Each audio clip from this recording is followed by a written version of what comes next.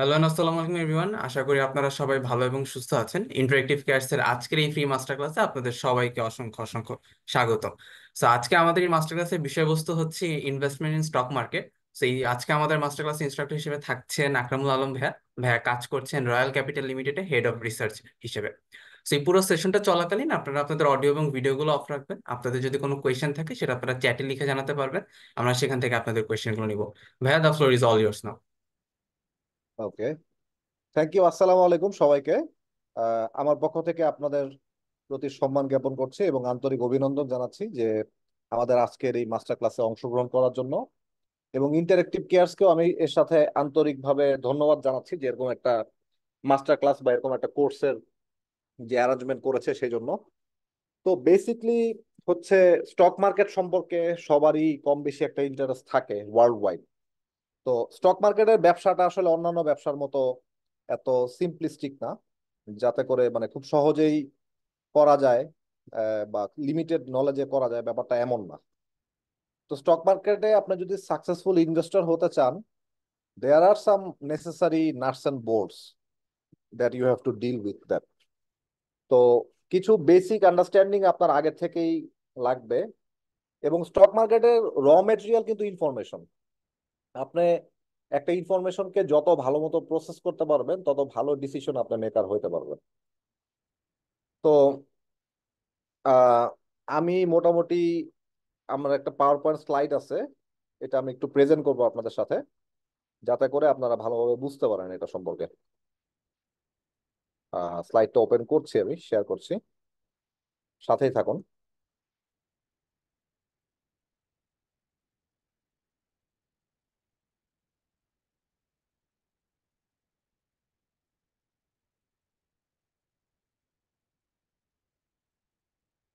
এটা কিনা দেখে নিই আমি একটু। না, এটা না। হ্যাঁ, এটা। শাকিরুল, কাইন্ডলি আপনি একটু রেসপন্স করবেন, এটা দেখা যাচ্ছে কিনা? একদম ভাইয়া, দেখা যাচ্ছে। আচ্ছা। তো আমাদের এই কোর্সটার নাম মূলত journey to the stock market. এই নামটা দেখেই বুঝতে পারতেছেন স্টক মার্কেট হচ্ছে একটা জার্নি, ইনভেস্টমেন্ট হচ্ছে একটা জার্নি। যেমন ধরেন এখান থেকে আপনি কক্সবাজার যাবেন, প্রথমে আপনার কি করতে হবে? বাসের জন্য টিকিট কাটতে হবে, অথবা ট্রেনের টিকিট কাটতে হবে, অথবা এয়ার বাসের টিকিট কাটতে হবে। কাটার পরে তারপরে আপনি যাবেন, গন্তব্যে যাবেন। যাওয়ার পরে সেই ভেহিকেলে আপনি উঠবেন, উঠার পরে আপনি যাত্রা করবেন। এর মাঝখানে অনেক কিছু আপনাকে ফেস করতে হবে। কোথাও ট্রাফিক জ্যাম দেখবেন, কোথাও কোথাও আপনাকে ব্রেক দিবে, যাত্রা বিরতি দিবে। তো সবকিছু একটা লম্বা একটা প্রসেস ফলো করার পরে আলটিমেটলি আপনি কক্সবাজার পৌঁছে যাবেন। স্টক মার্কেট কি শুধুমাত্র স্টক মার্কেট না, যে কোনো ইনভেস্টমেন্ট কিন্তু একটা জার্নি। একদম এটার একটা বিগিনিং আছে, এটা একটা ক্লোজিং আছে। সো আপনাকে মনে রাখতে হবে যে কোনো ইনভেস্টমেন্ট বা ইনভেস্টমেন্ট ম্যানেজমেন্টের যে মূল যে প্রিন্সিপাল আছে, প্রিন্সিপালটা কিন্তু মূলত জার্নি বেসড। এই জার্নিতে আপনি কোথায় আছেন, আপনি কি বিগিনার স্টেজে আছেন নাকি আপনি ইন্টারমিডিয়েট স্টেজে আছেন, আপনি কোথায় আছেন সেই জিনিসটা আপনি আইডেন্টিফাই করতে পারবেন। তা আমাদের যে ইন্টারেক্টিভ কেয়ার্স থেকে স্টক মার্কেটের যে কোর্সটা আপনাদের জন্য অফার করা হয়, এটা খুব এক্সটেন্সিভলি অনেকগুলা জিনিসের উপরে ফোকাস করা হয়, বিশেষ করে একুইটিস বা স্টকস, ফিক্সড ইনকাম বা বন্ডস, তারপরে হচ্ছে আপনার economy, industry, company, technical analysis, fundamental analysis. একটা স্টক মার্কেট সম্পর্কে জানার জন্য যা লাগে সব জিনিসের একটা ব্লেন্ডেড ভার্সন এখানে দেওয়া আছে। আপনারা শুধুমাত্র এই কোর্স না, এই কোর্সের পাশাপাশি ভবিষ্যতে আরো অ্যাডভান্স লেভেলের কোর্স পেতে পারেন। শুধু ইন্টারেক্টিভ কেয়ার্স এর সাথেই করতে হবে ব্যাপারটা এমন না। যেখান থেকে আপনাদের জন্য মনে হয় যে আপনি এখান থেকে নলেজ নিতে পারবেন, সেখান থেকে আপনার নলেজ এনরিচ করুন। আমাদের বিশেষ করে আমার পার্সোনাল গোলটা হচ্ছে শুধুমাত্র এই আমার এই কোর্সটা আপনাকে করতে হবে ব্যাপারটা তা না। আলটিমেটলি আপনারা যদি নলেজেবল হন, আপনারা যদি আমাদের স্টক মার্কেটে কন্ট্রিবিউশন রাখতে পারেন, as a stock market intermediary part হিসেবে আমিও এটা কোনো না কোনো ভাবে বেনিফিটেড হব। সো একটা হোলিস্টিক অ্যাপ্রোচ থেকে অ্যাকচুয়ালি আমার এই কোর্সটা নেওয়া। তো আশা করি আপনাদের কোর্সটা ভালো লাগবে। তো আমরা শুরু করছি। আমার নাম হচ্ছে আকরামুল আলম। আমি লন্ডন বেজ একটা চার্টার্ড অ্যাকাউন্টেন্সি কোয়ালিফিকেশনের ফাইনালিস্ট। আমি সব কমপ্লিট করেছি, এখন পর্যন্ত সার্টিফিকেট পাই নাই। পিআর, প্র্যাকটিক্যাল এক্সপিরিয়েন্স রিকোয়ারমেন্ট, যেটা ওটা জমা দেওয়া হয়েছে। তো এখন পর্যন্ত যেহেতু পার্ট কোয়ালিফিকেশনের সার্টিফিকেট পেয়েছি, এই কারণে আমি পার্ট কোয়ালিফাইড হিসেবে সবাই কাছে আমি বলি। আর আমি রয়্যাল ক্যাপিটাল লিমিটেড নামে একটা রিটেল ব্রোকারেজের হেড অফ রিসার্চ হিসেবে আছি। রয়্যাল ক্যাপিটাল লিমিটেড হচ্ছে বাংলাদেশের সবচেয়ে বড় retail brokerage in terms of number of customers. আমাদের কাস্টমার বেস হচ্ছে plus 1 lakh client base. 1 lakh, মার্কেটের টোটাল বিও অ্যাকাউন্ট আছে 12 থেকে 13 লাখ, এর মধ্যে 1 লাখ ক্লায়েন্টই হচ্ছে আমাদের। তা আমরা হচ্ছে লার্জেস্ট রিটেল ব্রোকার বলতে পারেন বাংলাদেশে, এবং ঢাকা স্টক এক্সচেঞ্জে 250, এবং হচ্ছে পরবর্তীতে আরো কিছু আসলো, প্রায় 400 ট্রেক হোল্ডার বা 400 ব্রোকারেজের মধ্যে আমাদের অবস্থান প্রায় 12 থেকে 13 নম্বর। তো বুঝতেই পারছেন যে আমরা হচ্ছে লিডিং ব্রোকারেজ হিসেবে আছি। এবং এখানে আমার একটা বড় টিম আছে, আমরা বিভিন্ন ল্যান্ডস্কেপে কাজ করে থাকি। তো এনিওয়েজ, আমার সম্পর্কে যদি বলতে চাই, আমি সিম্পল মানুষ, অত না, আমার থেকেও আরো অনেক জ্ঞানী গুণী মানুষ আছেন মার্কেটে। বাট আমি যেটা সবসময় ট্রাই করি, যে আমি নিজে যেটা জানি বা জানার চেষ্টা করি সেই জিনিসটা সবার সাথে খুব সিম্পল ভাবে শেয়ার করতে, so that people can easily identify or understand যে অ্যাবাউট দ্য নেসেসারি নলেজ। তো আমার প্রায় 12 বছর প্লাস এক্সপিরিয়েন্স আছে মেইন স্ট্রিম স্টক মার্কেটে। এবং আহ, আমি Bangladesh institute of capital markets, BICM নামে একটা স্টেট ওন কোম্পানি আছে, আহ, যারা মূলত ট্রেনিং প্রোভাইড করে থাকে, ফুললি গভর্নমেন্ট কোম্পানি। তো ওই গভর্নমেন্ট, ওইখানে আমি কোর্স ইনস্ট্রাক্টর হিসেবে বিভিন্ন কোর্স নিয়ে থাকি মাঝে মাঝে। আমার আরেকটা উল্লেখ্য বিষয় হচ্ছে যে ন্যাশন ওয়াইড ফাইন্যান্সিয়াল লিটারেসি প্রোগ্রামে আমার প্রায় 8 বছরের উপরে অভিজ্ঞতা আছে। রয়্যাল ক্যাপিটাল হচ্ছে বাংলাদেশে সবার প্রথম এবং সবচেয়ে বেশি কন্ট্রিবিউশন রেখেছে ন্যাশন ওয়াইড ফাইন্যান্সিয়াল লিটারেসি প্রোগ্রামে। এটা পাওয়ার্ড বাই সম্পূর্ণ গভর্নমেন্ট, এবং বাংলাদেশ সিকিউরিটিজ অ্যান্ড এক্সচেঞ্জ কমিশনের উদ্যোগে এটা সাধারণত করা হয়ে থাকে। বিভিন্ন ব্রোকার যেখানে পার্টিসিপেট করে থাকে, এবং আমরা হচ্ছে সবচেয়ে বেশি, সবচেয়ে বড় কন্ট্রিবিউটর বলতে পারেন। এবং 2টা গ্রুপ অফ কোম্পানিসে প্রজেক্ট ফাইন্যান্সে আমার কনসাল্টিং এক্সপিরিয়েন্স আছে। ওখানে আমি বিভিন্ন ধরনের ডিল ক্লোজিং, তারপরে ধরেন বিভিন্ন ক্রেডিট, এগুলো নিয়ে কাজ করেছি। লার্জ ম্যানুফ্যাকচারিং বেজের ফাইন্যান্সিং এর টিমে কাজ করেছি, ওখান থেকে অনেক ধরনের অভিজ্ঞতা নেওয়া সম্ভব হয়েছে। এবার আমরা একটু চলে আসি যে আজকে মূলত মাস্টার ক্লাসে আমি ওভারঅল কোর্সের কিছু সামারাইজ ভার্সন সম্পর্কে আলাপ করব, সো দ্যাট আপনারা যাতে বুঝতে পারেন যে কোর্সের মধ্যে অ্যাকচুয়ালি কি থাকবে। তো প্রথমে আমি যেটা বলতে চাই যে প্রত্যেকটা মানুষের লাইফে কিন্তু কিছু পার্সোনাল গোল থাকে। যেমন ধরেন, কারো একটা বাড়ি করার প্রয়োজন, কারো একটা গাড়ি কেনার দরকার। যারা একটু বয়সে ছোট আছেন তাদের হায়ার এডুকেশনের জন্য অনেক ড্রিম থাকতে পারে। যারা আনম্যারিড আছেন, বিয়ে করাও একটা মানুষের আহ, দরকারি একটা জিনিস। এবং হচ্ছে ইন্টারন্যাশনাল ট্রাভেলিং, এটা ইদানিং অনেক পপুলার হয়েছে। প্রত্যেকটা মানুষের কিন্তু কম বেশি ইচ্ছা থাকে যে সে ইনকাম করবে, ভালো থাকবে এবং ট্রাভেল করবে, দেশে বিদেশে বিভিন্ন জায়গায় ঘুরবে। তো এরকম হরেক রকম কিন্তু মানুষের লাইফ গোল থাকে বা লাইফ ড্রিম থাকে। কিন্তু একটা ব্যাপার আপনারা চিন্তা করে দেখবেন, এই ড্রিম গুলা যদি আপনি অ্যাকমপ্লিশ করতে চান তাহলে কিন্তু অনেক টাকার দরকার। টাকা ছাড়া কিন্তু আপনার লাইফের গোল গুলো অ্যাকমপ্লিশ করতে পারবেন না। এখন আপনার ইনকাম হচ্ছে লিমিটেড। লিমিটেড ইনকাম দিয়ে আপনি আপনার গোল ফুলফিল করতে পারবেন কিভাবে, সেইটা সমাধানই আপনাকে দিবে হচ্ছে আপনার ইনভেস্টমেন্ট ম্যানেজমেন্ট। তো ইনভেস্টমেন্ট ম্যানেজমেন্টের আগে আপনাকে বুঝতে হবে পার্সোনাল ফাইন্যান্সিয়াল প্ল্যানিংটা কি। তো পার্সোনাল ফাইন্যান্সিয়াল প্ল্যানিং এর মূল জিনিসটা হচ্ছে আপনি ইনকাম যেটা করছেন, এখান থেকে খরচ করছেন, খরচ করার পরে যে সেভিংসটা আপনার থাকছে, সেটা আপনার যদি প্রপার জায়গায়, আমি আবারও বলে থাকি প্রপার জায়গায়, যেন তেন জায়গায় না, প্রপার জায়গায় আপনি যদি ইনভেস্টমেন্ট করেন লং টার্ম হরাইজনে, তাহলে হয়তো আপনি আপনার টার্গেট যেই আহ, আছে সেটা অর্জন করতে পারবেন। এখন একটা বিষয় হচ্ছে যে আমরা ইনকাম করি, ইনকাম করার পরে তারপরে খরচ করি, খরচ করার পরে সেভিংস হয়। সেভিংস এর টাকাটা আমরা হয়তো কেউ সঞ্চয়পত্র কিনি, কেউ স্টক কিনি, অনেক রকম, অনেকে রিয়েল এস্টেটে ইনভেস্টমেন্ট করি, বিভিন্ন জায়গায় আমাদের কাছে অপশনস আছে অ্যাভেলেবল। বাট বিষয়টা হচ্ছে ওয়ারেন বাফেট, উনি ওয়ার্ল্ডের সবচেয়ে বড় ইনভেস্টমেন্ট গুরুদের মধ্যে একজন।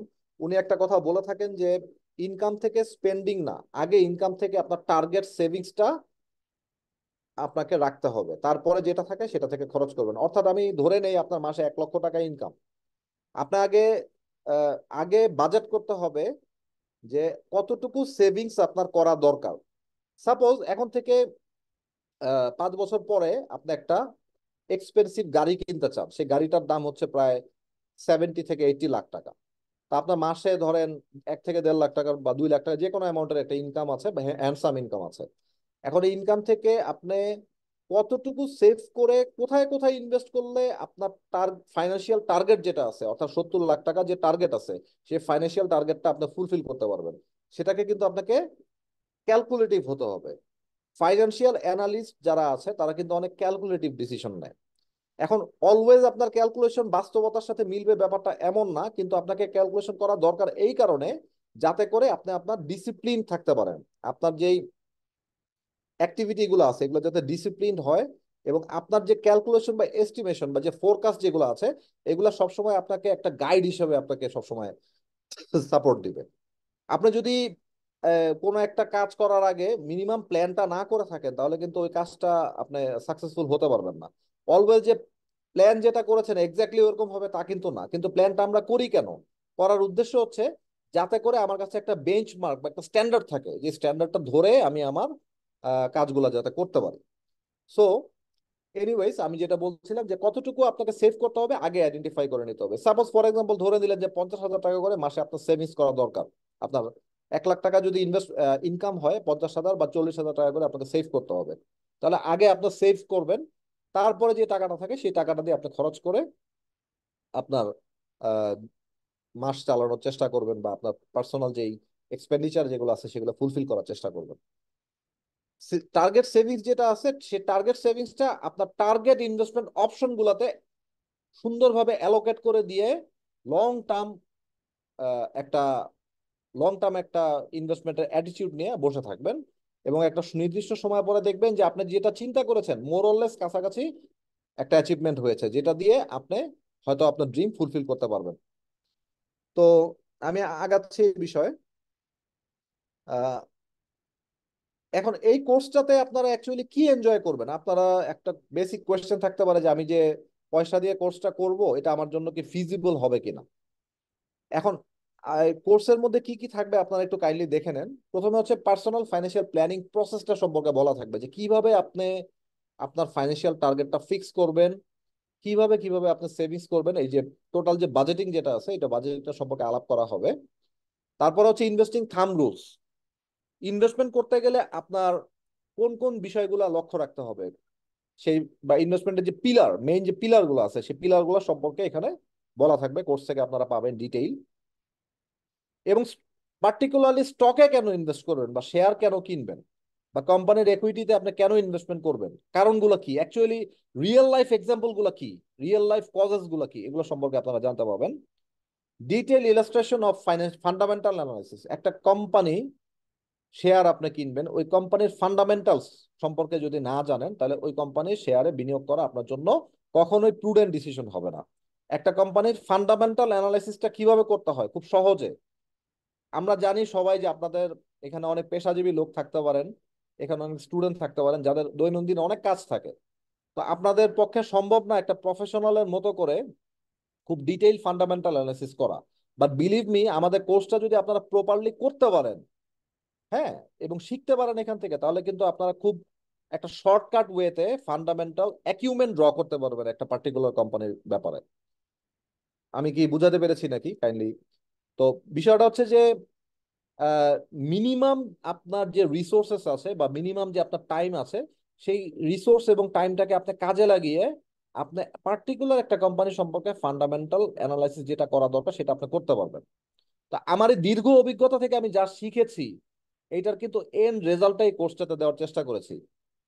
সো ব্যাপারটা কিন্তু একটু আপনি চিন্তা করে দেখবেন, কোর্সটা কিন্তু আমার জন্য আমি মনে করি একটা দামি কোর্স। কি কারণ, কারণ আমার লং ক্যারিয়ারে আমার কাজ শিখতে শিখতে সময় লেগেছে, আমি ভুল করেছি, হোঁচট খেয়েছি, শুধরিয়েছি, নিজেকে কারেকশন করেছি। তো এখন আমি আপনাদেরকে যে জিনিসটা ডেলিভারি দিয়েছি সেটা কিন্তু অনেক পরীক্ষিত একটা জিনিস, পরীক্ষিত একটা ব্যাপারটা কিন্তু এমন না শুধু বই খাতা থেকে এনে আমি জাস্ট কপি পেস্ট করে দিয়ে দিয়েছি। সো আমি আশা করি আপনারা কোর্সটাতে পার্টিসিপেট করার মাধ্যমে জিনিসগুলো এক্সপ্লোর করার চেষ্টা করবেন। তো আলটিমেটলি আমার মেইন অবজেক্টিভ হচ্ছে যে আপনারা যদি এখান থেকে কিছু পান এবং রিয়েল লাইফে সাকসেসফুল হতে পারেন তাহলে আমি মনে করবো সার্থক ইনশাল্লাহ। তারপরে হচ্ছে how the economic machines influence the market, আমাদের ওভারঅল ম্যাক্রো ইকোনমিক ইন্ডিকেটর গুলা কিভাবে ডিকটেট করে বা কিভাবে ইনফ্লুয়েন্স করে overall market across the markets, শুধু স্টক মার্কেট না, বিভিন্ন মার্কেটকে কিভাবে এগুলা ইম্প্যাক্ট করে, এগুলো ইনফ্লুয়েন্স করে, সেই জিনিসগুলো সম্পর্কে আপনারা জানবেন। এগুলো এত সুন্দর করে দেওয়া হয়েছে যে সাপোজ আপনি যদি প্রতিদিন পত্রিকা পড়েন, পত্রিকা পড়লে কিন্তু অনেক রকম ইকোনমিক ইন্ডিকেটর সম্পর্কে আপনার কাছে আসে।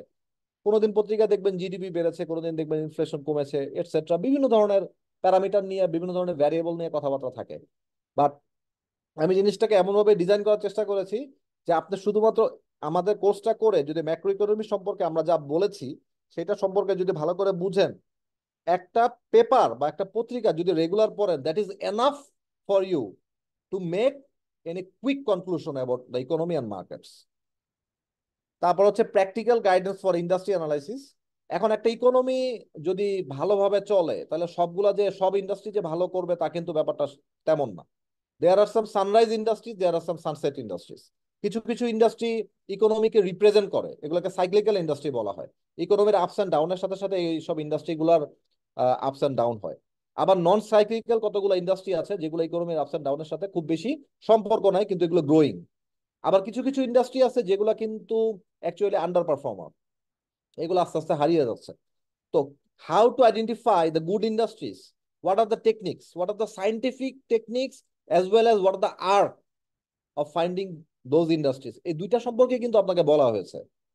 হার্শম্যান হারফিন্ডেল ইন্ডেক্স, প্যারেটো অ্যানালাইসিস, এরকম বিভিন্ন ধরনের অ্যাডভান্স লেভেলের আপনার রিসার্চ থিওরি অথবা এগুলোর অ্যাপ্লিকেশন কিভাবে করতে হয় রিয়েল লাইফে সেগুলোর এক্সাম্পল সম্পর্কে কিন্তু বলা হয়েছে।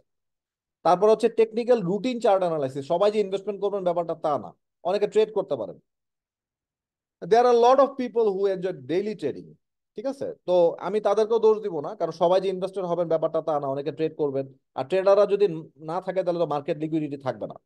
সো যারা ট্রেডার বা ট্রেড ট্রেড করতে ভালোবাসেন, কত রকম ট্রেডিং হইতে পারে, টাইপস অফ ট্রেডিং, স্ক্যালপিং কিভাবে করতে হয়, মোমেন্টাম ট্রেডিং কিভাবে করতে হয়, বিভিন্ন ধরনের ট্রেডিং টেকনিক্স সম্পর্কে এবং স্ট্র্যাটেজি সম্পর্কে আলাপ করা হয়েছে।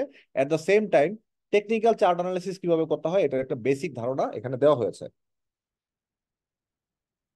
এছাড়া আপনার বিহেভিয়ারাল অ্যাসপেক্টস আপনারা সম্পর্কে জানতে পারবেন। বায়াস, কগনিটিভ বায়াস কি কি হইতে পারে, বায়াস গুলা কখন আপনাকে কিভাবে ডিকটেট করতেছে, কিভাবে আপনাকে অনেক সময় গ্রিডি বা লোভী করে তুলতেছে, কখন আপনাকে ফেয়ারফুল বা ভীত করে ফেলতেছে, আপনি কিভাবে বুঝবেন হাউ টু। এখন একটা পার্টিকুলার মার্কেটে ধরেন ইন্ডেক্স আপ ট্রেন্ডে আছে, ধরে নিলাম যে ধরেন ইন্ডেক্স আপ ট্রেন্ডে আছে বা ডাউন ট্রেন্ডে আছে। এখন এই সময়ে আমি কি বেশি গ্রিডি হয়ে যাচ্ছি নাকি বেশি ফেয়ারফুল হয়ে যাচ্ছি, এই কোয়েশ্চেনটা কিন্তু আমার মধ্যে রাইজ করবে।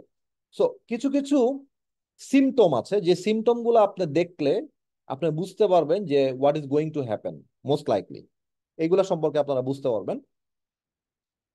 ভেরি এলাবোরেটিভ স্টক পিক টেকনিক্স আছে। এই যে আমাদের মার্কেটে প্রায় 400 ইকুইটিস আছে, 400 ইকুইটি তো বা 400 শেয়ার তো আপনি কিনবেন না। এগুলোর মধ্যে বেস্ট স্টক কোনগুলো আপনার জন্য হবে, কিভাবে কুইকলি এগুলোকে ফিক্স করা যায়, কিভাবে কুইকলি এগুলোকে পিক করা যায়, সেগুলো টেকনিক গুলো সম্পর্কে আলাপ করা হয়েছে এখানে আমাদের প্র্যাকটিক্যাল সেশনে। স্প্রেডশিট বেসড অ্যাপ্লিকেশনে এখানে ডিটেইল বিভিন্ন ধরনের কাজ করা আছে, এগুলো সম্পর্কে আপনারা একটা ধারণা পাবেন যে ইন্ডাস্ট্রিতে কিভাবে কাজ করে অ্যাকচুয়ালি অ্যানালিস্টরা, এবং আপনারা কিভাবে কাজটা করতে পারেন সেই সম্পর্কে আলাপ করতে সেইখানে আলাপ করা আছে। The role of intermediaries and stake holders, আমাদের ওভারঅল মার্কেটে regulatory body, broker dealer, merchant banks, asset management company, কার কি কাজ, কে কি করে এবং কে কিভাবে মার্কেটকে হেল্প করে সেই জিনিসগুলো সম্পর্কে বলা আছে।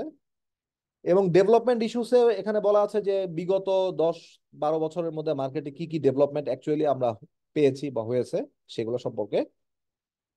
আর হচ্ছে ফিক্সড ইনকাম ইনস্ট্রুমেন্ট বা বন্ড, ইদানিং কিন্তু গভর্নমেন্ট সিকিউরিটিজ গুলো ট্রেডেবল মার্কেটে, এবং আপনি অকশন থেকেও কিন্তু ট্রেজারি বন্ড পারচেস করতে পারবেন। ট্রেজারি বন্ডের এখনকার ইল্ড কিন্তু 12%-এর উপরে।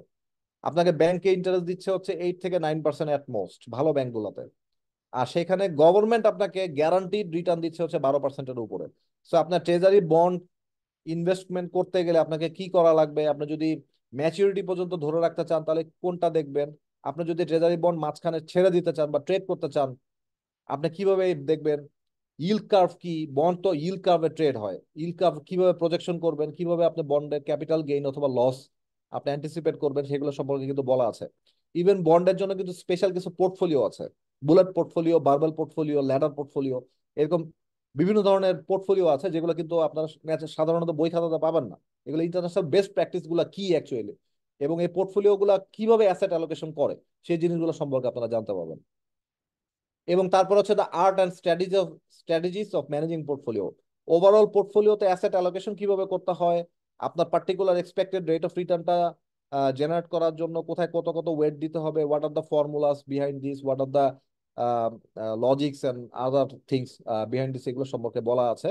এবং স্ট্র্যাটেজি গুলো কি হইতে পারে, কখন কখন আপনাকে রিস্ট্রাকচারিং করতে হবে, ট্রেডিং পোর্টফোলিওর জন্য আপনার ট্যাকটিক্স গুলা কি, ইনভেস্টমেন্ট পোর্টফোলিও গুলোর জন্য ট্যাকটিক্স গুলা কি, সেগুলো সম্পর্কে বলা আছে। তো এগুলো সম্পর্কে আপনারা জানতে পারবেন।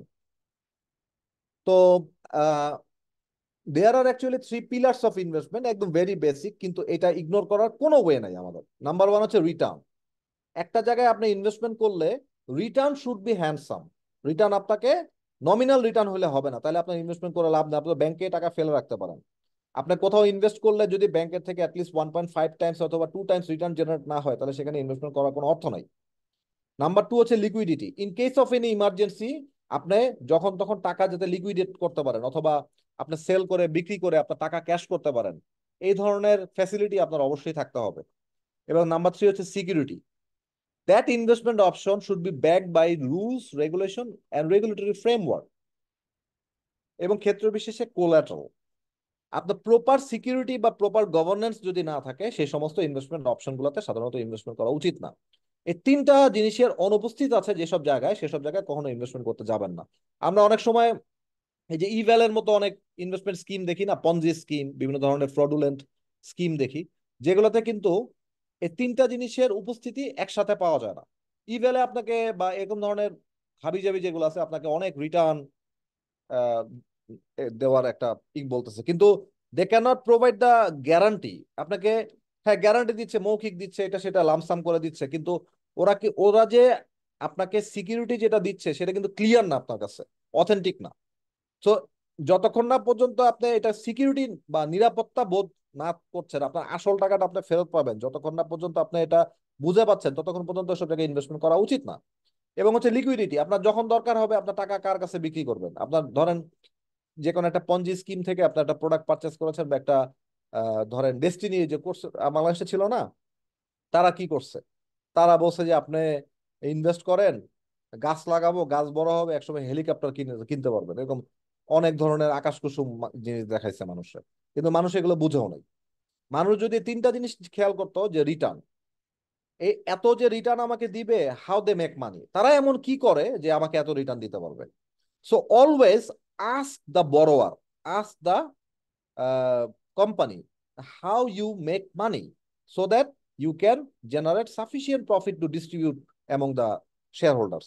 এখন কেউ যদি এসে বলে যে আপনাকে 50% রিটার্ন দিব, এমন একটা জায়গায় ইনভেস্ট করেন, আপনার আগে কাউন্টার কোশ্চেন করা উচিত, আপনি কি করেন, আপনি কত টাকা আয় করেন, সেটা আমাকে আগে বুঝান। আপনার যতক্ষণ না পর্যন্ত স্যাটিসফাইড হচ্ছেন যে সে কিভাবে ইনকাম করতেছে, ততক্ষণ না পর্যন্ত আপনি কখনোই বুঝতে পারবেন না যে আপনাকে এত রিটার্ন সে কোথা থেকে দিবে। কারণ আরে ভাই, সে ব্যবসা করে মুনাফা করলেই সে না আপনার মধ্যে ডিস্ট্রিবিউট করতে পারবে, আদারওয়াইজ তো পারবে না। নাম্বার টু হচ্ছে লিকুইডিটি। আমি যদি হঠাৎ করে টাকার দরকার পড়ে, আমি কার কাছে এটা বেচবো? Is there any active market or identical market? এখানে কি কোনো অর্গানাইজড মার্কেট আছে যেখানে বায়ার সেলার অ্যাভেলেবল, আমি কি বিক্রি করতে পারবো ওনাকে, পারবো না? অথবা এখানে কি কোনো বাইব্যাক গ্যারান্টি আছে? বাইব্যাক গ্যারান্টিটা কে দিচ্ছে? Who is the guarantor actually, তার ক্রেডিবিলিটি কি? সেই জিনিসগুলো নিয়ে চিন্তা ভাবনা করবেন। এবং হচ্ছে সিকিউরিটি, এটা কি রেগুলেটরি ফ্রেমওয়ার্ক দ্বারা আবদ্ধ? এটার জন্য কি একটু আলাদা নীতিমালা আছে? এটা কি গভর্নমেন্ট অ্যাপ্রুভড? সেই জিনিসগুলো আপনারা খেয়াল করার চেষ্টা করবেন। তো there are lot of options in investment option in Bangladesh, but commonly there are four types of options right now. Number one হচ্ছে স্টকস, নাম্বার টু হচ্ছে bonds, number three mutual funds, এবং নাম্বার ফোর হচ্ছে fixed income security, যেগুলো যেমন ধরেন আপনার bond হতে পারে, ন্যাশনাল সেভিংস সার্টিফিকেট হতে পারে, ফিক্সড ডিপোজিট হতে পারে, বিভিন্ন ধরনের অপশন হতে পারে। হ্যাঁ, আচ্ছা। আচ্ছা, এখানে বন্ড বলতে ট্রেজারি বন্ডকে আলাদাভাবে আমি পড়ানো হয়েছে, কর্পোরেট বন্ডও বলা হয়েছে। তো কর্পোরেট বন্ড, ট্রেজারি বন্ড দুইটাই যেহেতু ট্রেডেবল ইনস্ট্রুমেন্ট, এবং ফিক্সড ডিপোজিট এবং ন্যাশনাল সেভিংস সার্টিফিকেট কিন্তু নন ট্রেডেবল ইনস্ট্রুমেন্ট, এই জন্য আলাদাভাবে দেখানো হয়েছে আর কি। আর মিউচুয়াল ফান্ড হচ্ছে pulled fund, collective investment scheme. ধরেন আমরা পাঁচজন বন্ধু আছি, আমরা একা একা ইনভেস্টমেন্ট করতে গেলে সেখানে লোকসান হতে পারে, আমরা মার্কেট সম্পর্কে এত ভালো বুঝি না। আমরা পাঁচজন মিলে, আমরা এক্স ওয়াই জেড একজনকে, আমরা পাঁচজনের টাকাটা দিয়ে বললাম আপনি আমাদের পক্ষ থেকে ম্যানেজ করে দেন, ফান্ডটা ম্যানেজ করে যে রিটার্ন আসবে আমাদের মধ্যে প্রো রেটা বেসিসে ডিস্ট্রিবিউট করে দেবেন, বা ক্যাপিটাল রেশনিং করে দেবেন। তো এই যে আমরা সবাই মিলে যে একটা টাকা একটু দক্ষ ফান্ড ম্যানেজারের হাতে দিলাম, এই টাকাটাকে বলা হয় মিউচুয়াল ফান্ড। এবং মিউচুয়াল ফান্ড যে ম্যানেজ করে, যে ফান্ড ম্যানেজার, তাকে অ্যাসেট ম্যানেজমেন্ট কোম্পানি বলা হয়। রিস্ক রিওয়ার্ড সিনারিওতে মেইন জিনিসটা হচ্ছে যে আপনার যত বেশি ঝুঁকি নিবেন তত আপনার রিটার্ন হওয়ার সম্ভাবনা বেশি, আবার কিন্তু লস হওয়ার সম্ভাবনাও বেশি। আবার আপনার রিটার্ন যত আহ, আহ, আপনার ঝুঁকি যত কম নেবেন, আপনার রিটার্ন পোটেনশিয়ালও কিন্তু কমে যাবে। So there is a positive correlationship between risk and return in certain cases. একটা লেভেল পর্যন্ত পজিটিভ কোরিলেশন হয়, বা আবার মনে করেন রিস্ক রিটার্ন যেই ইটা আছে, ট্রেড অফটা আছে, এটা কিন্তু আবার কিছু কিছু ক্ষেত্রে আবার ভিন্ন হতে পারে, সেটা ডিফারেন্ট জিনিস। তো এখানে আমরা তিনটা পপুলার অপশন দেখেছি। একটা হচ্ছে ক্যাশ, যেটা কোনো ডেপ্রিসিয়েশন নাই, নমিনাল কোনো ডেপ্রিসিয়েশন নাই, বাট ইনফ্লেশনের কারণে পার্চেসিং পাওয়ার ফল করে, এই জন্য ইকোনমিক টার্মে এটা ডেপ্রিসিয়েট করে ক্যাশের, ক্যাশের যে ভ্যালু। বা নমিনালি কিন্তু ক্যাশের ভ্যালু কমে না। তো ক্যাশের কিন্তু কোনো ইউজুয়ালি রিস্ক নাই, risk is very low. Number two হচ্ছে বন্ড। বন্ড আপনাকে একটা গ্যারান্টিড রিটার্ন দেওয়ার চেষ্টা, কর্পোরেট বন্ড গুলো সাধারণত ক্রেডিট রিস্ক থাকে, অনেক সময় ফেইল করতে পারে, বাট ট্রেজারি বন্ডগুলো কিন্তু সাধারণত ফেইল করে না। ট্রেজারি বন্ডগুলো কিন্তু রিটার্ন গুলা গ্যারান্টিড, এবং গভর্নমেন্ট আপনাকে সভারেইন গ্যারান্টি দেয় যে সে আপনাকে টাকা ফেরত দেবে। সো এক্ষেত্রে বন্ডের ঝুঁকি কিন্তু কম, এবং বন্ডের রেট অফ রিটার্নও কম। এখন গত 10 বছরের মধ্যে বা 15 বছরের মধ্যে treasury bond highest yield generate করছে, কারণ গভর্নমেন্টের অনেক ফাইন্যান্সিং দরকার।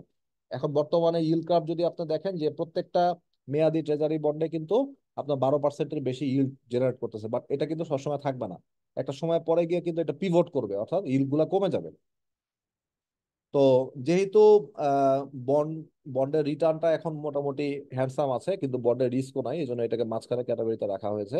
এবং আরেকটা হচ্ছে ভ্যালু স্টকস। ভালো কোম্পানির শেয়ার যদি আপনি লম্বা সময়ের জন্য কিনে রাখেন, যেমন 7 থেকে 8 বছর বা 10 বছর বা তারও বেশি সময়ের জন্য কিনে রাখেন, এটা কিন্তু আপনাকে প্রায় 20 থেকে 25%-এর বা এর থেকে বেশি রিটার্ন আপনাকে দিতে পারে পার পার ইয়ার বেসিসে। কিন্তু আবার অ্যাট দ্য সেম টাইম এইসব স্টকগুলোতে ইনভেস্টমেন্ট করলে আবার ঝুঁকিও থাকে। বাট আপনি যত লম্বা সময়ের জন্য ইনভেস্টমেন্ট করবেন, আপনার ঝুঁকি তত কমে যাবে। তো এখানে আপনি ইনফ্লেশনের সাথে একটা কম্পারিজন দেখানো হয়েছে। ইনফ্লেশন রেট 6% ধরা হয়েছে, এটা হচ্ছে গত 10 বছরের এভারেজ। কারণ এখন হয়তো বা ইনফ্লেশন রেট হচ্ছে 10.49%, কিন্তু এটা সবসময় থাকবে না, সবসময় প্রিভেল করবে না। এটা কমে যাবে বা কমবে বাড়বে, এর মধ্যে থাকবে। বাট আমরা নর্মাল একটা হিসাব দেখানোর জন্য ইনফ্লেশনকে 6% ধরে নিয়েছি। ব্যাংকে ডিপোজিট রাখলে আপনি গত 7 থেকে 8 বছর এভারেজ হচ্ছে 5% ডিপোজিট রেট, এটা আপনাকে অফার করবে। আর ইনফ্লেশনের থেকে কম পাবেন, আপনার ভ্যালু ডেস্ট্রয় হবে। বন্ডে আপনি ইনভেস্ট করলে অন অ্যান এভারেজ আপনার বন্ড 9% আপনাকে ইল্ড জেনারেট করতে পেরেছে। আপনি এখানে ভ্যালু ম্যাক্সিমাইজ করতে পারবেন। এবং গ্রোথ স্টকে যদি ইনভেস্টমেন্ট করেন, আপনি 20% বা এর থেকে বেশি রিটার্ন জেনারেট করতে পারবেন। সো এখানে আমরা ভালো মতোই বুঝতে পারতেছি যে ইনফ্লেশন বিট করার জন্য সবচেয়ে ভালো মাধ্যম হচ্ছে গ্রোথ স্টকে ইনভেস্টমেন্ট করা। এখানে একটা বিষয় দেখে, দ্য পাওয়ার অফ কম্পাউন্ডিং, চক্রবৃদ্ধি মুনাফা। চক্রবৃদ্ধি মুনাফা যে বুঝতে পেরেছে এবং যে এটা ইমপ্লিমেন্ট করতে পেরেছে, সে অনেক টাকার মালিক হয়ে গেছে। আর যে বুঝতে পারে নাই, সে অত বেশি টাকার মালিক হতে পারেনি। এই কারণে এটাকে 8 ওয়ান্ডার অফ ওয়ার্ল্ড বলে। এটা কে কে বলেছে? অ্যালবার্ট আইনস্টাইন বলেছিল আর কি। চক্রবৃদ্ধি মুনাফার একটা এক্সাম্পল হিসেবে দেখাই আপনাকে। যেমন ধরেন আপনি প্রথম বছর স্টকে ইনভেস্ট করেছেন 1 লাখ টাকা, আপনার রিটার্ন পেয়েছেন 10%, অর্থাৎ আপনার 10,000 টাকা আপনার রিটার্ন জেনারেট করেছেন, বা ডিভিডেন্ড পেয়েছেন। আপনি একটা শেয়ার থেকে 10% ডিভিডেন্ড পেয়েছেন, আপনার 10,000 টাকা ডিভিডেন্ড পেয়েছেন। এই ডিভিডেন্ডের টাকাটা আপনি দুইটা কাজ করতে পারেন, হয় আপনি কনজিউম করে ফেলতে পারেন, খরচ করে ফেলতে পারেন, অথবা আপনি রিইনভেস্ট করতে পারেন, মানে আবার আরো কিছু শেয়ার কিনতে পারেন। এইভাবে আপনি যদি রিইনভেস্টমেন্ট করেন, এবং প্রতি বছরে যদি আপনার রিইনভেস্টমেন্ট থেকে কিন্তু আপনার additional rate of return generate হচ্ছে, অ্যাডিশনাল রিটার্ন জেনারেট হচ্ছে, যেটা একটা সময় পরে যে অনেক বড় অ্যামাউন্টের আপনার ভ্যালু কিন্তু হয়ে যাচ্ছে। এখানে যেই অরেঞ্জ কালারের যেই বারগুলা দেখা যাচ্ছে, এটা কিন্তু রিটার্ন ফ্রম কম্পাউন্ডিং। একটা মানুষ যদি তার রেগুলার যে ডিভিডেন্ড যেটা পাচ্ছে, সেটা যদি রিইনভেস্টমেন্ট করে থাকে, তাহলে প্রায় 50 বছরের টাইম হরাইজনে এটা কত পর্যন্ত হইতে পারে দেখেন। এটা শুরু করছে একেবারে $1,000 দিয়ে, অথচ এটা কিন্তু শেষ হয়েছে প্রায় $1.3 মিলিয়ন পর্যন্ত। আর আরেকটা হচ্ছে শুধুমাত্র ইনভেস্টমেন্ট করে গেছে, সে কোনো রিইনভেস্টমেন্ট করে নাই। প্রথমে একবার ইনভেস্ট করেছে, আর কোনো ধরনের রিইনভেস্টমেন্টে সে যায় নাই, তার ইনভেস্টমেন্টের ভ্যালু কিন্তু খুব বেশি বাড়ে নাই। তার মানে হচ্ছে আপনি যত বেশি রিইনভেস্টমেন্ট করবেন, তত আপনার রিটার্নটা মানে প্যারাবোলিক্যালি বাড়বে, প্যারাবোলিক গ্রোথ, দেখেন প্যারাবোলিক ভাবে বাড়ছে এটা। সো কম্পাউন্ডিং রিটার্ন সম্পর্কে আপনাকে ধারণা দিলাম এই কারণে, সো দ্যাট আপনারা যাতে ইমপ্লিমেন্ট করতে পারেন আপনাদের রিয়েল লাইফে। ডিএসসি ইন্ডেক্সে 2014 থেকে সেপ্টেম্বর 2023 পর্যন্ত দেওয়া আছে, এটা পরে আর আপডেট করা হয় নাই। এখানে দেখেন যে বিভিন্ন সময় বিভিন্ন রকম ছিল, বাট লম্বা টাইম হরাইজনে কিন্তু ইন্ডেক্সের ভ্যালু কিছুটা বেড়েছে। এবং আপনি দেখেন এখানে 4000 ইন্ডেক্স থেকে এটা প্রায় 6000-এর উপরে উঠেছিল হচ্ছে 2018-তে। 2020-এ এটা কোভিড এর সময় 19-20-এর দিকে অনেক পড়ে গেছিল, 4000-এর নিচে চলে আসছিল। তারপরে কিন্তু শার্প রিকভারি হয়েছিল, রিকভারি হয়ে প্রায় 7000-এর উপরে গেছিল ইন্ডেক্স। আবার এখন একটু আহ 5000, এখন 6000-এর নিচে আছে যদিও। তো এইভাবে ইন্ডেক্স কিন্তু বিভিন্ন সময়ে উঠানামার মধ্যে ছিল। আপনি যদি রাইট পজিশনিং করতে পারতেন তাহলে কিন্তু এখান থেকে অ্যাম্পল প্রফিট জেনারেট করতে পারতেন। আপনি যদি মোমেন্টাম ট্রেডার হন বা সিজন ট্রেডার হন, তাহলে এখান থেকে কিন্তু আপনি কয়েকটা সাকসেসফুল ট্রেড করে অনেক টাকা জেনারেট করতে পারতেন। আর আপনি যদি ভ্যালু ইনভেস্টরও হন, পার্টিকুলার একটা কোম্পানিতে যদি ইনভেস্ট করে থাকেন, ডিভিডেন্ড প্লাস ক্যাপিটাল গেইন দুইটা যদি একসাথে কনসিডার করা হয়, এখন এতদিনে কিন্তু আপনার return at least double digit return generate করতে পারতেন পার ইয়ার। তো ফান্ডামেন্টাল আর টেকনিক্যাল অ্যানালাইসিসের মধ্যে এক্সাম্পল পার্থক্য এখানে দেখানো হয়েছে, যে ফান্ডামেন্টাল অ্যানালাইসিস হচ্ছে ইকোনমিক এবং ফাইন্যান্সিয়াল ফ্যাক্টর গুলা বা বিজনেস ফ্যাক্টর গুলাকে নিয়ে পর্যালোচনা করে একটা স্টকের ভ্যালু বের করা হয়, যে ন্যায্য মূল্য কতটুকু, একটা শেয়ারের ন্যায্য মূল্য কতটুকু হবে সেটা বের করার যে প্রক্রিয়া, সেটা ফান্ডামেন্টাল অ্যানালাইসিস আপনাকে বলে দেবে। ফান্ডামেন্টাল অ্যানালাইসিসটা হচ্ছে long term approach, long term ইনভেস্টরদের জন্য বেশি কাজে দেয়। এবং ফাইন্যান্সিয়াল স্টেটমেন্ট অ্যানালাইসিস খুব থরলি করা হয় এখানে, নতুন নতুন ইনফরমেশন গুলো এখানে অ্যাকোমোডেট করা হয়।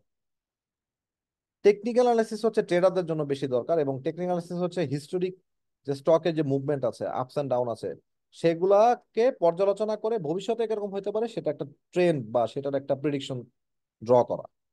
এবং এটা একটা শর্ট টার্ম অ্যাপ্রোচ বা ট্রেডারদের জন্য বেশি কাজে দেয়। প্রাইসের movement use uses price movement charts for analysis. এই যে প্রাইস এবং ভলিউম, এই দুইটাকে মূলত কাজে লাগিয়ে টেকনিক্যাল অ্যানালাইসিসটা করা হয়। এবং পাস্ট পারফরমেন্সটাকেই টেকনিক্যাল অ্যানালাইসিস বেশি মানে এটাই হচ্ছে ইনপুট, পাস্টে কি হয়েছিল এবং ভবিষ্যতে এটা পুনরাবৃত্তি হতে পারে সেটার ধারণা থেকে টেকনিক্যাল অ্যানালাইসিসটা করা। ফান্ডামেন্টাল অ্যানালাইসিস যদি করতে চান আপনাকে, দেয়ার আর টু টাইপস অফ অ্যাপ্রোচ, একটা হচ্ছে টপ ডাউন আর একটা হচ্ছে বটম আপ। তো আপনি যে কোনো উপায় করতে পারেন, বাট আমি সবসময় রেকমেন্ড করবো সবার আগে আপনি করবেন হচ্ছে টপ ডাউন অ্যাপ্রোচ। মানে আপনি আগে অর্থনীতির চাকা গতিশীল কিনা সেটা বোঝার চেষ্টা করবেন। তারপরে দেখবেন ভালো ভালো ইন্ডাস্ট্রি গুলা কোনগুলা যেগুলো অর্থনীতিকে রিপ্রেজেন্ট করছে, এবং সামনে যদি অর্থনৈতিক প্রবৃদ্ধি হয় কোন ইন্ডাস্ট্রি গুলো বা কোন সেক্টর গুলো এখানে অবদান রাখবে বেশি, এবং পার্টিকুলার ওই সেক্টর বা ইন্ডাস্ট্রি গুলোর মধ্যে কোন কোন কোম্পানিগুলো অবদান রাখবে। এই কোয়েশ্চেন গুলো অ্যান্সার যদি করতে পারেন, you will find your dream stocks. Heart of a value creating company, একটা ভালো কোম্পানির একটা ভালো কোম্পানির বৈশিষ্ট্য মূলত তিনটা জায়গায় বলা যায়। There are three pillars of a value creating company. একটা হচ্ছে গ্রোথ, নাম্বার টু হচ্ছে ক্যাশ ফ্লো, নাম্বার থ্রি হচ্ছে রিস্ক। রিস্কের মধ্যে রিটার্ন অন ইনভেস্টেড ক্যাপিটালটা পড়ে যায়। তো একটা কোম্পানির সাফিসিয়েন্ট রেভিনিউ এবং প্রফিট গ্রোথ এবং ক্যাশ ফ্লো গ্রোথ থাকতে হবে যদি কোম্পানিটার শেয়ার প্রাইসে মুভমেন্ট আসতে চায় বা কোম্পানির বিজনেস যদি গ্রো করতে চায় বা এক্সপেনশনে যেতে চায়। নাম্বার টু হচ্ছে সাফিসিয়েন্ট ক্যাশ জেনারেশন ক্যাপাসিটি লাগবে। সাফিসিয়েন্ট ক্যাশ জেনারেশন ক্যাপাসিটি ছাড়া কোম্পানিটা কখনো শর্ট টার্ম অথবা লং টার্মে সার্ভাইভ করতে পারবে না। এবং নাম্বার থ্রি হচ্ছে রিটার্ন অন ইনভেস্টমেন্ট। শেয়ার হোল্ডাররা যত টাকা দিয়েছে এখান থেকে সাফিসিয়েন্ট রেট অফ রিটার্ন কোম্পানিটা জেনারেট করতে হবে, আদারওয়াইজ এই কোম্পানিটার শেয়ারের মূল্য বাড়বে না। ওই তিনটা জিনিসের আন্ডারে অনেকগুলা মেট্রিক আছে, সেগুলো সম্পর্কে আমাদের এই কোর্সটাতে আলাপ আলোচনা করা আছে, আপনারা দেখবেন। তারপর হচ্ছে behavioural factors that effect investment decision. আপনি এখন একটা আজকের দিনে আজকে একটা শেয়ার কিনছেন, কাল এটা পরশুদিন ম্যাচিউর হবে, পরশুদিন কি বিক্রি করবেন নাকি হোল্ড করে রাখবেন, হোল্ড করলে কতদিন করবেন, কি করবেন না করবেন, হরেক রকম কাজ হতে পারে, হরেক রকম জিজ্ঞাসা আপনার মধ্যে থাকতে পারে, আপনি কোথায় যাবেন কি করবেন। এই ডিসিশন গুলো নেওয়ার ক্ষেত্রে আপনাকে কিন্তু অনেক জায়গায় বাধা আসবে। আপনার যেমন শেয়ারের দাম যদি বাড়তে থাকে, আপনার শেয়ারের দাম আপনার মনে হবে আরেকটু বাড়বে, মনে হয় বিক্রি করার দরকার নেই, বিক্রি না করি, আরেকটু বাড়তে থাকবে। দেখা গেছে যে বাস্তবে যেটা হইলো যে একটা নির্দিষ্ট লেভেল পর্যন্ত বাড়ার পর এটা আবার কমা শুরু করলো, আপনি বেচলেন না, মনে করলেন আবার বাড়বে। তো এরকম করতে করতে একসময় আপনার লোকসানে চলে গেল, এমন কিন্তু প্রচুর হয় আমাদের এখানে। আবার অ্যাট দ্য সেম টাইম একটা শেয়ার কিনেছেন, পরদিন দেখেছে একটু পড়ে গেছে, 2-3 দিন একটু পড়লো, আপনি ভয়ে বিক্রি করে দিলেন, লোকসান নিলেন। কিন্তু আপনি বিক্রি করে দেওয়ার পর থেকে শেয়ারের দাম বাড়া শুরু করলো এবং বাড়তে বাড়তে অনেক দূর পর্যন্ত গেল, আপনি খালি আফসোস করতে থাকলেন।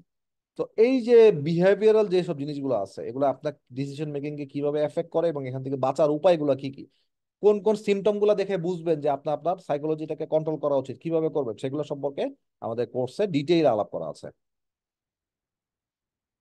এখন আমরা জানলাম যে শেয়ার মার্কেট সম্পর্কে, ইনভেস্টমেন্ট সম্পর্কে কিছুটা বেসিক আলাপ করলাম। আমরা কোর্সটাতে ডিটেইল আরো জিনিস পাবো ইনশাল্লাহ। সবাই আপনার আমাদের সাথে থাকবেন এবং আমি রিকোয়েস্ট করব যে কোর্সটা আপনারা করেন, করার মাধ্যমে এখান থেকে আপনি আজকে যদি কোর্সটা করেন, কালকে আপনি টের পাবেন যে আপনি কিছু হলেও আপনি আপনার নলেজ এনরিচ হয়েছে আর কি, যেটা দিয়ে আপনি আপনার বাস্তব জীবনে ভালোভাবে কাজে লাগাতে পারবেন ইনশাল্লাহ। এবং এখন যদি আপনি ইনভেস্টমেন্ট করতে চান, আপনি ইনভেস্ট কোথায় করবেন, ইনভেস্টমেন্ট করতে গেলে কি লাগবে? ইনভেস্টমেন্ট করতে গেলে সবার আগে আপনার একটা ব্যাংক অ্যাকাউন্ট লাগবে, একটা গুড ব্রোকারেজ পিক করবেন। আপনি যদি রিটেল ব্রোকার হন, রয়্যাল ক্যাপিটালকে পিক করতে পারেন, আপনি লঙ্কা বাংলা, আইডিএলসি, যে কোনো ধরনের ব্রোকারকে পিক করতে পারেন। আপনি ইনস্টিটিউশনাল হলে বড় কর্পোরেট ব্রোকার যেগুলো আছে সেগুলোর দিকে যাইতে পারেন। ভালো একটা ব্রোকারেজ পিক করবেন, ওপেন এ বেনিফিশিয়ারি ওনার্স অ্যাকাউন্ট, একটা বিও অ্যাকাউন্ট ওপেন করবেন। বিও অ্যাকাউন্ট হচ্ছে এমন একটা অ্যাকাউন্ট যে অ্যাকাউন্টে আপনার শেয়ার অথবা বন্ডের ইউনিট থাকবে, মিউচুয়াল ফান্ডের ইউনিট থাকবে। ব্যাংক অ্যাকাউন্টে থাকে টাকা, বিও অ্যাকাউন্টে থাকে সিকিউরিটিজ। টাকা ডিপোজিট করবেন, তারপরে আপনি শেয়ার কেনার মাধ্যমে আপনার ইনভেস্টমেন্টের যাত্রা শুরু করবেন। সিম্পল জিনিস, একদম কঠিন কিছু না, একদম সিম্পল। বাংলাদেশের স্টক মার্কেটের রেগুলেটরি বডি গুলা বলতে মূলত হচ্ছে Bangladesh securities and exchange commission, ওরা হচ্ছে প্রাইম রেগুলেটরি বডি। এছাড়া দুইটা স্টক এক্সচেঞ্জ আছে, ডিএসসি আর সিএসসি। এছাড়া central depository participant of Bangladesh, CDBL আছে। সিডিবিএল এর কাজ হচ্ছে কাস্টোডিয়ান হিসেবে কাজ করে শেয়ারে। তারাও একটা রেগুলেটরি বডির মতো কাজ করে পার্টিকুলার কিছু এরিয়াতে। আর স্টক মার্কেটের ইন্টারমিডিয়ারি গুলা বলতে মূলত stock broker dealer, merchant bank, AMC, credit rating agency. Available fixed income instrument বাংলাদেশে কি কি আছে? সেভিংস সার্টিফিকেট বা সঞ্চয়পত্র আছে, গভর্নমেন্ট সিকিউরিটিজ বা বন্ড আছে, আর ডিপোজিট স্কিম ব্যাংকে বা ইন্স্যুরেন্স কোম্পানিগুলোতে এগুলো আছে। আপনি ইভেন এই আমাদের কোর্সটা করে এটাও বুঝবেন যে আপনি যদি ফিক্সড ইনকামে যেতে চান, কোথায় যাবেন? আপনি কি সঞ্চয়পত্র কিনা আপনার জন্য ভালো হবে, নাকি বন্ড কিনা ভালো হবে, নাকি ব্যাংকে ডিপোজিট রাখা ভালো হবে? ওখানেও কিন্তু খুব প্র্যাকটিক্যাল ওয়েতে আপনাকে কম্পারিজন দেওয়া আছে। আপনি কিন্তু চাই ওখানে ওইটা আমাদের কোর্সটা করলে সহজেই বুঝতে পারবেন যে কোনটা আপনার জন্য করা উচিত অ্যাকচুয়ালি, কোনটা বেস্ট অপশন আপনার জন্য। পোর্টফোলিও ম্যানেজমেন্ট করতে গেলে হেজ কিভাবে করবেন বা আপনার এক্সিস্টিং রিস্ককে কিভাবে মিনিমাইজ করবেন, পোর্টফোলিওকে কিভাবে ব্যালেন্স করবেন, স্টেবল রিটার্ন আপনি কিভাবে জেনারেট করবেন, এবং মার্কেটের ডাউন টার্ন বা মার্কেট ক্র্যাশ করলে আপনার পোর্টফোলিও যাতে খুব বেশি ক্ষতিগ্রস্ত না হয় সেটার ব্যবস্থা আপনি কিভাবে করবেন, সেই জিনিসগুলো সম্পর্কে বলা আছে। আর একুইটি রিসার্চ বা স্টক মার্কেট রিসার্চে যদি ক্যারিয়ার করতে চান, ইন্টারেস্টেড স্টুডেন্ট বা ফাইন্যান্স গ্রাজুয়েট অনেকে আছেন, অ্যাকাউন্টিং গ্রাজুয়েট, ফাইন্যান্স গ্রাজুয়েট, অনেকের একটা স্বপ্ন থাকতে পারে কথার কথা, বা দেশে বিদেশে আমি ফাইন্যান্সিয়াল অ্যানালিস্ট অথবা একুইটি অ্যানালিস্ট হিসেবে কাজ করতে চাই। তো তাদের জন্য বলা যে there are three types of research mainly, একটা হচ্ছে বাই সাইড, আর একটা হচ্ছে সেল সাইড, আর হচ্ছে কোয়ান্টিটেটিভ। বাই সাইড হচ্ছে প্রোপ্রাইটরি নিড বা আপনার নিজস্ব ফান্ড বা নিজস্ব পোর্টফোলিও ম্যানেজ করার জন্য যে রিসার্চ গুলো করার দরকার হয় সেগুলোকে বাই সাইড রিসার্চ বলা হয়। সাধারণত অ্যাসেট ম্যানেজমেন্ট কোম্পানিগুলো যে রিসার্চ গুলো করে থাকে এগুলো বাই সাইড রিসার্চ। আর সেল সাইড রিসার্চ হচ্ছে আপনার কাস্টমারের ডিসিশন মেকিং কে হেল্প করার জন্য যে রিসার্চ গুলো কাস্টমারের কাছে সেল করেন আপনি বা কাস্টমারকে আপনি দেন, সেগুলো হচ্ছে সেল সাইড রিসার্চ। এগুলো সাধারণত ব্রোকারেজ কোম্পানিগুলো করে থাকে। আর কোয়ান্টিটেটিভ রিসার্চ সম্পূর্ণ আলাদা এরিয়া, এখানে অনেক অ্যাডভান্স টেকনোলজি ব্যবহার হয়, অ্যাডভান্স ম্যাথমেটিক্যাল সলিউশন ব্যবহার করা হয়। ইদানিং হচ্ছে আর্টিফিশিয়াল ইন্টেলিজেন্সের অনেক ধরনের প্রয়োগ হচ্ছে। তো এগুলোর মাধ্যমে অ্যাডভান্স লেভেলের রিসার্চ করা হয়, যেগুলোর মাধ্যমে মূলত হাই ফ্রিকোয়েন্সি ট্রেডার যারা আছে তারা বেনিফিটেড হন, যারা ডেরিভেটিভ ট্রেড করেন, ফরেক্স মার্কেটে ট্রেড করেন, তারা বেশি বেনিফিটেড হন সাধারণত। Equity research as a profession is not bad, এবং আমি মনে করি ভালোই, খারাপ না। কারণ হচ্ছে ফাইন্যান্স লাভার যারা আছে তারা সাবজেক্ট রিলেটেড একটা জব পাচ্ছেন। তারা যেটা ভালোবাসে, তারা যদি ফাইন্যান্সকে ভালোবেসে থাকেন, তাদের কাজটা হবে হচ্ছে ফাইন্যান্স নিয়ে, একদম পিওরলি ফাইন্যান্স। তারা তাদের নলেজটাকে অ্যাপ্লাই করতে পারবেন এই ক্যারিয়ারে। তারপর হচ্ছে ইনকাম পটেনশিয়ালটা ভালো। প্রথম 3 থেকে 4 বছর দেখবেন যে খুব বেশি ইনকাম বাড়বে না, কারণ হচ্ছে ওটা লার্নিং পিরিয়ড। আপনার যখন লার্নিং এবং গ্রোথ পিরিয়ডে একটা মোটামুটি একটা পর্যায়ে চলে আসবে, তারপরে কিন্তু আপনার প্রমোশন অনেক বেশি হবে, সাধারণত এরকমই হয়ে থাকে আমাদের ইন্ডাস্ট্রিতে। তারপর হচ্ছে গুড ওয়ার্ক লাইফ ব্যালেন্স। আমাদের শেয়ার মার্কেটে সপ্তাহে শুক্র শনি 2 দিন ছুটি, তো আমরা সপ্তাহে 2 দিন ছুটি এনজয় করি। গভর্নমেন্ট জব হোল্ডাররা ছাড়া আর কিছু ব্যাংকার ছাড়া কিন্তু সাধারণত সপ্তাহে 2 দিন ছুটি অনেক জায়গায় কিন্তু অ্যালাউড না বা পাওয়া যায় না, কিন্তু আমরা এটা এনজয় করছি আর কি। এবং আমাদের অফিস টাইম শেষ হলে যদি কাজ শেষ হয়ে যায় আমরা সময় মতো বের হয়ে যাচ্ছি, বাসায় সময় দিচ্ছি, পরিবারকে সময় দিচ্ছি, নিজের ব্যক্তিগত কাজ করছি। So there is a good work life balance. Continuous knowledge building opportunity, always আপনার নলেজ এনহ্যান্স করতে পারবেন, এডিশনাল স্টাডির মাধ্যমে হোক, এক্সপিরিয়েন্স গ্যাদারিং এর মাধ্যমে হোক, বিভিন্নভাবে আপনার নলেজ বাড়াতে পারবেন। পোর্টফোলিও ম্যানেজমেন্ট আপনি এন্ট্রি নিতে পারবেন। আপনি যদি অ্যানালিস্ট হিসেবে ক্যারিয়ার শুরু করেন, এর পরের স্টেজে হচ্ছে আপনি হবেন পোর্টফোলিও ম্যানেজার। আর তারপর হচ্ছে superior networking opportunity. Stock market যেহেতু ডিল করে হচ্ছে স্টক নিয়ে, আপনি পাবলিকলি ট্রেডেড কোম্পানিগুলো টপ ম্যানেজমেন্টের বিভিন্ন লোকজন, রেগুলেটরি বডি, আপনার পিআর, অনেক ভালো ভালো জায়গায় আপনার নেটওয়ার্কিং অপরচুনিটি হবে। তো এটা দিয়ে আপনি ভবিষ্যতে অনেক কাজে লাগাতে পারবেন। আর বেসিক রিকোয়ারমেন্ট যদি বলেন যে একুইটি রিসার্চে যদি আপনি এন্ট্রি নিতে চান তাহলে কি কি লাগবে আপনার, পড়াশোনার ক্ষেত্রে আপনার সিম্পল একটা ব্যাচেলার্স ডিগ্রি ফাইন। আর আপনার যদি প্রফেশনাল কোয়ালিফিকেশন থাকে আরো ভালো, বিশেষ করে CFA program, charter financial analyst program যেটা US based, FRM financial risk manager manager, তারপরে charter institute of management accountants অথবা association of charter certified accountants, CIMA অথবা এসএসসি, এগুলো করলেও হবে। এগুলো যে কোনো একটা বা একাধিক যদি করেন আপনার নলেজ বাড়বে এবং আপনার এমপ্লয়ার আপনাকে রেকগনাইজ করবে। গুড রাইটিং ক্যাপাসিটি লাগবে, কারণ অলওয়েজ আপনাকে কমিউনিকেট করতে হবে হচ্ছে ইনভেস্টরদের সাথে। সো আপনার স্টোরি টেলিং একটা ক্যাপাসিটি থাকতে হবে, অথবা একটা ভালো রাইটিং ক্যাপাসিটি থাকতে হবে, so that you can attract your target audience. Analytical ability ভালো থাকতে হবে, অ্যানালিটিক্যাল অ্যাবিলিটি যদি না থাকে তাহলে তো অ্যানালিসিস করতে পারবেন না। সো এটা ভালো থাকতে হবে। নাম্বারস গেম খেলার একটা প্রবণতা থাকতে হবে বা ভালোবাসতে হবে, যে আপনি নাম্বার পছন্দ করেন। অনেকে আছে অঙ্ক ভালো লাগে না, নাম্বার ভালো লাগে না, তাদের জন্য ক্যারিয়ার পুরোপুরি না। যারা নাম্বার বা ম্যাথকে ভালোবাসেন তাদের জন্য হচ্ছে এটা ভালো একটা জায়গা। আর একটা টিমে কাজ করবেন, অলওয়েজ টিম ওয়ার্ক এখানে খুব ভালো এনজয় করবেন। আর ক্যাপিটাল মার্কেটে ক্যারিয়ার করার ব্যাপারে ইন্টারেস্ট অনেক থাকতে হবে, এটা হচ্ছে সবচেয়ে বিগেস্ট পার্ট। আপনার হয়তোবা ডিগ্রি আছে, অ্যানালিটিক্যাল অ্যাবিলিটি আছে, সব আছে, বাট আপনার ইন্টারেস্ট নাই, তাহলে কিন্তু আপনি এখানে ভালো করতে পারবেন না। আর নেটওয়ার্কিং করতে হবে মার্কেটে, যা কারা আছে আপনার ইউনিভার্সিটি সুপিরিয়র যারা আছে বা সিনিয়র ভাই যারা আছে, তারা কে কে কোথায় আছে তাদের সঙ্গে খোঁজ খবর নেওয়া, নিজে নিজে তাদের সাথে সবসময় যোগাযোগ রাখা, আপনি কি জেনেছেন তাদের সাথে, আপনার সাথে আপনার নলেজ তাদের সাথে শেয়ার করা। এইভাবে করে আপনার আস্তে আস্তে করে নেটওয়ার্কিং গুলো গ্রো আপ করতে হবে আর কি। তো এখন মোটামুটি আমার সেশনটা আমি শেষ করলাম। এখন আমি ইনভাইট করব আপনাদের জন্য কোনো কোয়েশ্চেন আনসার থাকে, কোয়েশ্চেন থাকে কোয়েশ্চেন করার জন্য ওয়ান বাই ওয়ান, অথবা আপনারা যারা লিখে দিয়েছেন সেই কোয়েশ্চেন গুলা আহ, বলার জন্য আমি মডারেটরকে জাস্ট ইনভাইট করছি যে এই, কিছু কোয়েশ্চেন দেখার জন্য আমি আনসার করবো। Thank you.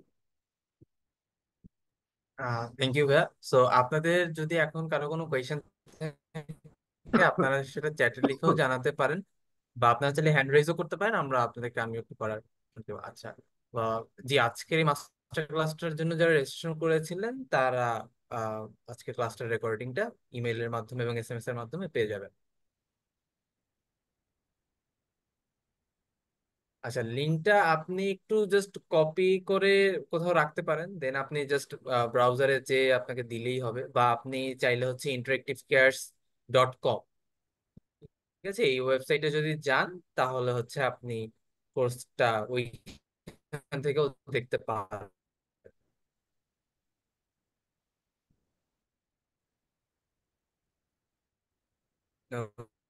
ওকে, মিনহাজুল ভাই কোর্সে এনরোল করার জন্য। আহ, আচ্ছা, আশা করি আমার কথা শুনতে পাচ্ছেন। তো ইমেইলে আপনাদেরকে যখন আজকের মাস্টার ক্লাসের রেকর্ডিং দেওয়া হবে, তো ওইটার সাথে হচ্ছে আপনাদের কেউ ইন্টারেস্টেড থাকেন সেই ক্ষেত্রে আপনারা কোর্সটাতে এনরোল করতে পারেন।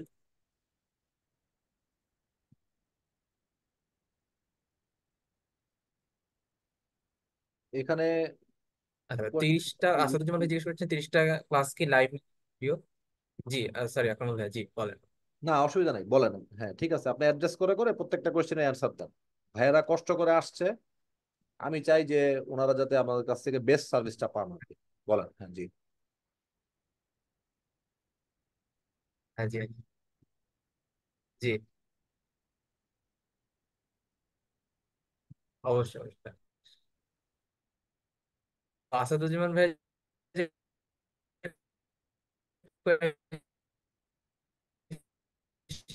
এটা যে 30টা ক্লাস কি লাইভ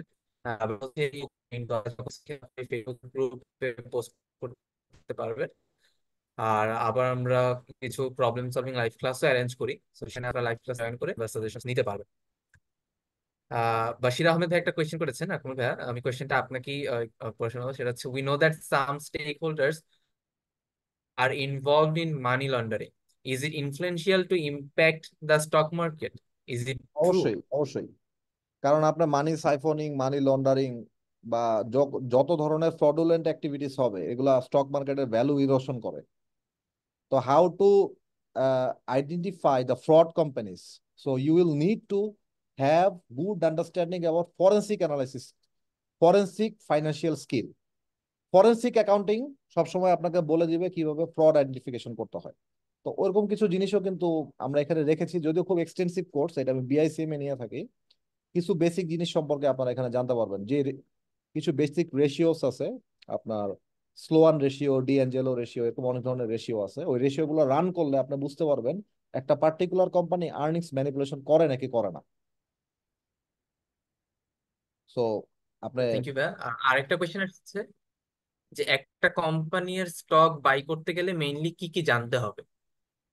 একটা স্টক মেইনলি তিনটা জিনিস জানতে হবে, ওই যে আমি বলেছিলাম গ্রোথ, ওই কোম্পানিটা সাফিসিয়েন্ট গ্রোথ আছে কিনা। নাম্বার টু হচ্ছে ক্যাশ ফ্লো কিরকম, ঠিক আছে, ভালো লেভেলের ক্যাশ জেনারেশন ক্যাপাসিটি আছে কিনা, বা এটা করতেছে কিনা, এবং অ্যান্টিসিপেশনটা কি যে ভবিষ্যতে করবে কিনা। এবং নাম্বার থ্রি হচ্ছে ওই পার্টিকুলার কোম্পানিটা কোন লেভেলে return on invested capital generate করে আর কি, সেটা কি ওয়েটেড এভারেজ কস্ট অফ ক্যাপিটালের থেকে বেশি না কম।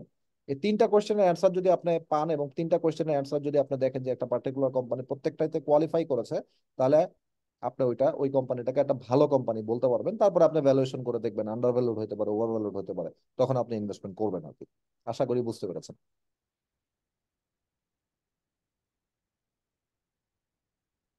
আহ, আজকে শফিকুল ইসলাম বলছেন, ভেরি নাইস প্রেজেন্ট।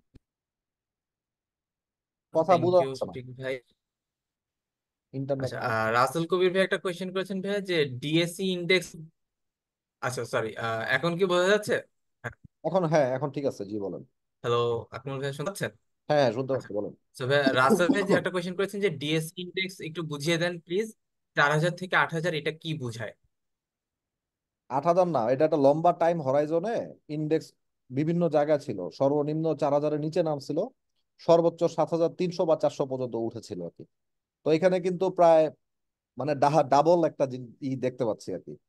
তো এখন ইন্ডেক্স অ্যাকচুয়ালি একটা লম্বা টাইম হরাইজনে আপনাকে বলে দেয় যে স্টক মার্কেটে ফ্লাকচুয়েশন আছে এবং এখানে ট্রেডিং পটেনশিয়াল আছে, you can make your money, যদি আপনি ঠিক মতো আইডেন্টিফাই করতে পারেন যে আপনার ইন্ডেক্সের মুভমেন্টটা কোন দিকে যাবে বা কি হবে। আচ্ছা, তো বিধান কৃষ্ণা পান্ডে ভাই আমরা জিজ্ঞেস সবাই করেছেন। বলি যে, এটা কেন বললাম, সবাই বলি স্টক মার্কেট ভালো না, সবাই লোকসান করে। আরে স্টক মার্কেটের এই ইতিহাসটা হচ্ছে আমস্টারডাম স্টক এক্সচেঞ্জ, এটা 1600 সালে যাত্রা শুরু করে। ডাচ ইস্ট ইন্ডিয়া কোম্পানি পৃথিবীর প্রথম কোম্পানি, পাবলিকলি ট্রেডেড কোম্পানি যেটা স্টক মার্কেটে লিস্টেড হয়। এই যে 400 বছর ধরে স্টক মার্কেট ওয়ার্ল্ডে কন্ট্রিবিউট করে যাচ্ছে, সবাই যদি লোকসান করতো এটা কি করতে পারতো? পারতো না। তার মানে সামওয়ান ইজ মেকিং মানি, আমাদেরকে বোকা বানিয়ে কেউ না কেউ টাকা ইনকাম করতেছে। তো আমরা যাতে বোকা না হই, সচেতন হই, সেটার অ্যাওয়ারনেসের জন্য হলো স্টক মার্কেট সম্পর্কে আমাদেরকে জানা দরকার, যাতে আমরা না ঠকি, আমরা বরঞ্চ এখান থেকে ভালো কিছু করতে পারি আর কি। এই আর কি।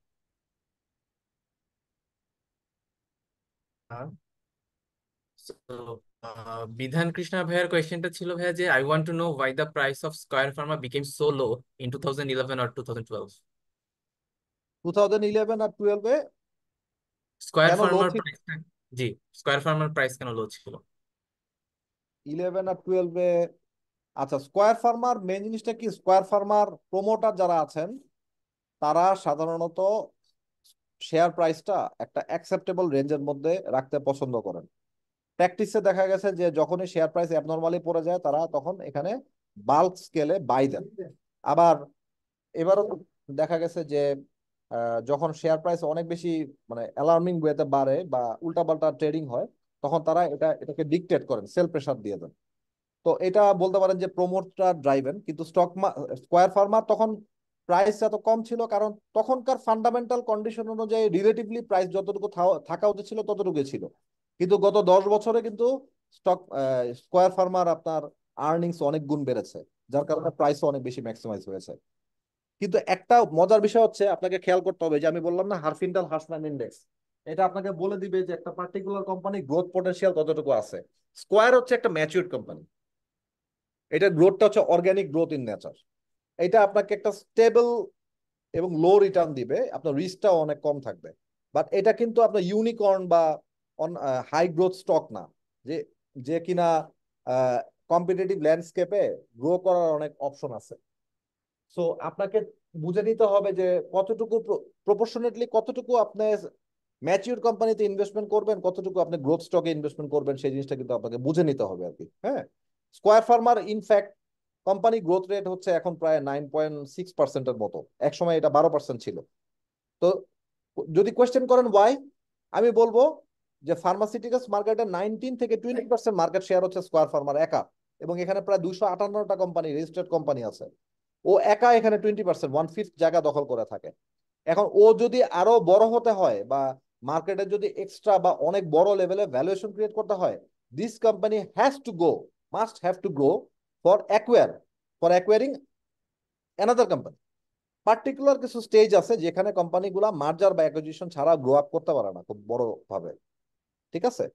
তো এগুলা নিয়ে আপনারা আমাদের কোর্সটা করেন, আইডিয়া আরো ক্লিয়ার হয়ে যাবে। আপনি কি আমার অ্যান্সার পেয়েছেন? কাইন্ডলি রেসপন্স করবেন।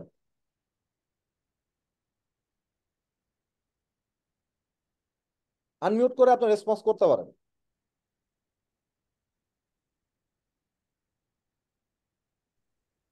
হ্যাঁ, অ্যান্সার পেয়েছি, কিন্তু আমার আরেকটু বোঝার ছিল, জি, একটু বলবো।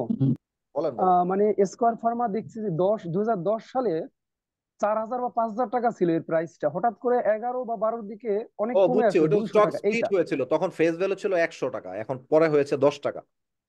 ও এই আচ্ছা, কারণে। থ্যাংক ইউ, বুঝতে পারছি। ভালো থাকবেন। হ্যাঁ, জি, থ্যাংক ইউ। ওকে। জি, আর কারো কোনো কোয়েশ্চেন? আচ্ছা, আসাদুজ্জামান ভাই বলছিলেন যে ভয়েস মেয়ে ব্রেক করে আসছে, তো ভাই যেটা বলতেছিলাম যে এই 30টা ভিডিও হচ্ছে রেকর্ডেড ভিডিও হিসেবে পাবেন, আপনার কোর্সে এনরোল করার সাথে সাথে এই ভিডিওগুলো পেয়ে যাবেন। আর এমনিতে হচ্ছে যে এর বাইরেও আমরা একটা ফেসবুক সাপোর্ট গ্রুপ মেনটেন করি, সেখানে আপনারা যদি কোনো প্রবলেম বা কোনো যদি সাজেশন দরকার হয় ভাইয়ের থেকে, সো আপনারা সেই গ্রুপে পোস্ট করলে সেইখান থেকে হচ্ছে ওই সাপোর্টটা আপনারা পাবেন। আর কোর্সের অ্যাক্সেস তো আপনার কাছে লাইফ টাইম থাকতেছেই। আচ্ছা, সালাম আলাইকুম। ওমর ফারুক ভাই জিজ্ঞেস জোনাক ভাই আপনার কোয়েশ্চেনটা নিব, জাস্ট একটু চ্যাটের কোয়েশ্চেন গুলো শেষ করে নেই। সেটা হচ্ছে ওমর ফারুক ভাই কোয়েশ্চেন করেছেন যে how how you will anticipate Bangladesh macro economy next 20 years. বাংলাদেশের ইকোনমি নেক্সট 20 ইয়ার্সে কিরকম করবে এটা জানতে গেলে আপনাকে হোমোজেনাস ইকোনমিক মডেল সম্পর্কে আইডিয়া থাকা লাগবে, এবং অন্যান্য জায়গায় কি হচ্ছে আমাদের এখানে কি হয় সেটা সম্পর্কে আইডিয়া থাকা লাগবে। প্রথম দেখেন যে বাংলাদেশের ইকোনমি লেট 90s থেকে শুরু করে আপনার 2010-12 পর্যন্ত যে ইকোনমিক গ্রোথটা হয়েছে, এগুলো মূলত ম্যানুফ্যাকচারিং লেবার ড্রাইভেন, মানে রাইজ অফ আরএনজি সেক্টর, এটা কিন্তু মূল কন্ট্রিবিউটরি ফ্যাক্টর ছিল। তো সামনে যদি গ্রো করতে হয় তাহলে কিন্তু শুধু আরএনজি কন্ট্রিবিউশন দিয়ে সম্ভব না, আমাদেরকে মোর সফিস্টিকেটেড সার্ভিস বেসড ইকোনমি হইতে হবে আর কি। আমাদের আইটি পরিষেবা, ইন্টেলেকচুয়াল ক্যাপাসিটি, ইন্টেলেকচুয়াল যে জায়গাগুলো আছে এগুলোতে ভালো করতে হবে, এবং আমাদেরকে কিছু লাইট ইঞ্জিনিয়ারিং অথবা আপনার কি বলতে পারেন যে বড় ম্যানুফ্যাকচারিং বেস ক্রিয়েট করতে হবে, এবং ফার্মাসিউটিক্যাল সেক্টরের এখানে একটা ভালো সম্ভাবনা আছে যে আরো ভালো করার। সো বাংলাদেশের ইকোনমি গত 50 বছরে যে রেটে বেড়েছে, সামনের আগামী 50 বছর কিন্তু সেই রেটে গ্রো করবে না, এটাই স্বাভাবিক। গ্রোথ রেটটা একটা সময় পরে যে একটু স্লো হয়ে যাবে। একটা দেশের বয়স যত বাড়ে তত গ্রোথ রেট কিন্তু আস্তে আস্তে করে ওরকম থাকে না, আস্তে আস্তে করে গ্রোথটা কমে যায়। কিন্তু তার মানে কিন্তু এই না যে সেই দেশটা যে খারাপ করে তা না। তো এখন যে জিও পলিটিক্যাল টেনশন গুলো দেখছেন, এগুলোর কারণে শর্ট টু মিডিয়াম টার্ম আমাদের অ্যান্টিসিপেটেড গ্রোথ যেটা আগে প্রাক্কলন করা হয়েছিল সেটা হয়তো অ্যাচিভ করা সম্ভব হবে না, কিন্তু ইন্টারমিডিয়েট একটা টার্ম ধরেন 5 থেকে 7 বছর পরে আমরা যদি আমাদের এই বিশেষ করে ফরেন ফরেন কারেন্সি যে ইটা ডেপ্রিসিয়েট করতেছে এইটা থেকে যদি একটু রিলিফ পাই, আমাদের এক্সটার্নাল ডেট সার্ভিস ক্যাপাসিটি যদি একটু বাড়ে, তাহলে দেখবেন আমরা ঘুরে দাঁড়াবো এবং আমাদের ইকোনমি মোটামুটি 2035-এর মধ্যে $800 বিলিয়ন ইকোনমি হওয়ার পটেনশিয়ালিটি আছে আর কি। তো ইকোনমিক অ্যানালাইসিস অনেক ব্রড একটা জিনিস। এখানে মূলত দুইটা জিনিস আপনি খেয়াল করবেন। একটা ইকোনমি গ্রো করতে গেলে দুইটা কন্ডিশন ফুলফিল করতে হয়, একটা হচ্ছে মানিটারি অ্যাকোমোডেশন আর একটা হচ্ছে ফিসক্যাল এক্সপ্যানশন।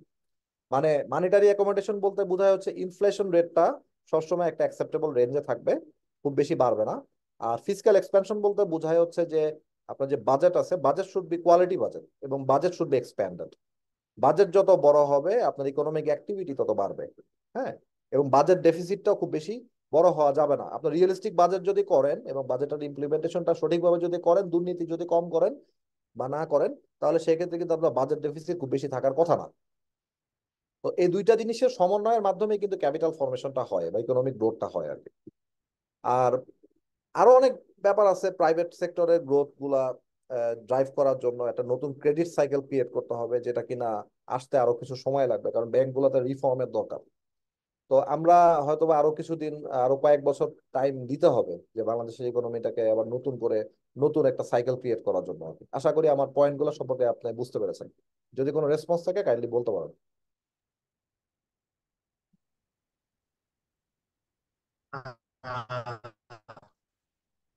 বুঝি নাই ভাইয়া, আপনার কথা।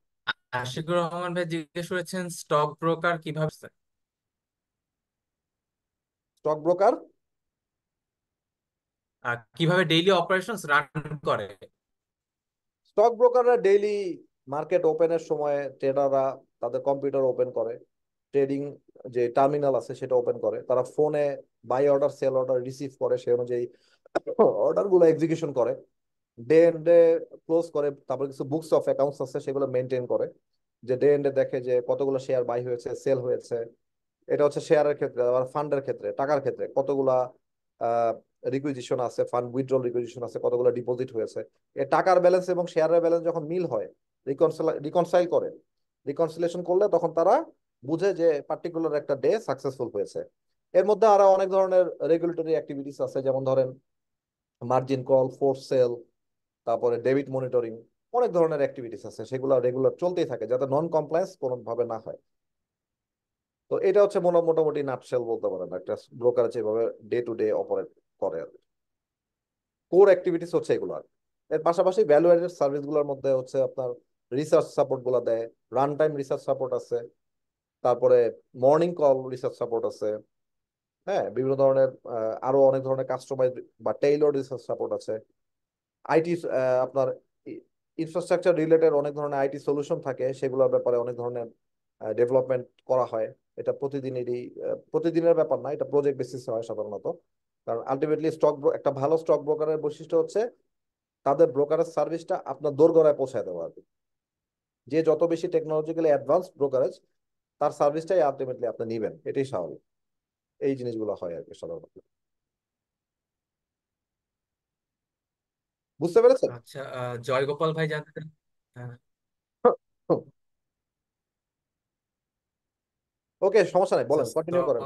জয়গোপাল, জয়গোপাল ভাই, গৌরাঙ্গ ঘোষ ভাই এবং অনেকেই জানতে চাচ্ছেন কোর্স ফি। তো আমাদের কোর্স ফিটা হচ্ছে 1,000 টাকা, বাট আপনারা এখন চাইলে হচ্ছে যদি কোর্সটা এনরোল করেন, তো আপনারা 720 টাকায় কোর্সটা পারচেস করতে পারবেন।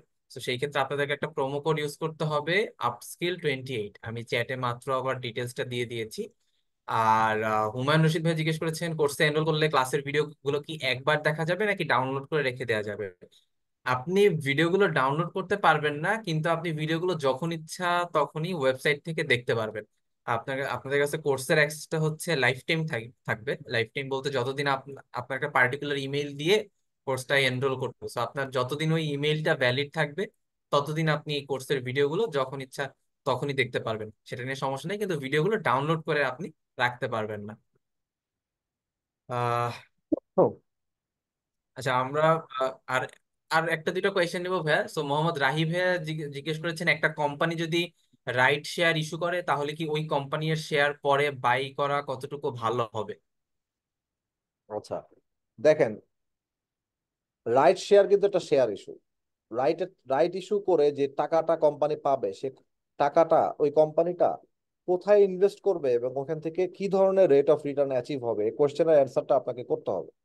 একটা কোম্পানি ধরুন রাইটস ইস্যু করলো, কিছু ফান্ড রেজ করলো, এখন সে এমন একটা প্রজেক্টে টাকাটা পাম্প করেছে যেখান থেকে খুব বেশি অ্যামাউন্টে রিটার্ন জেনারেট হবে না। সাপোজ প্রজেক্টের রিটার্ন অন ইনভেস্টমেন্ট হচ্ছে 8 to 9%, যেখানে কস্ট অফ ক্যাপিটাল হচ্ছে অ্যাটলিস্ট 12 থেকে 13%। তার মানে কি এই রাইট ইস্যুটা এই কোম্পানির জন্য ইকোনমিক্যালি ভায়াবল না।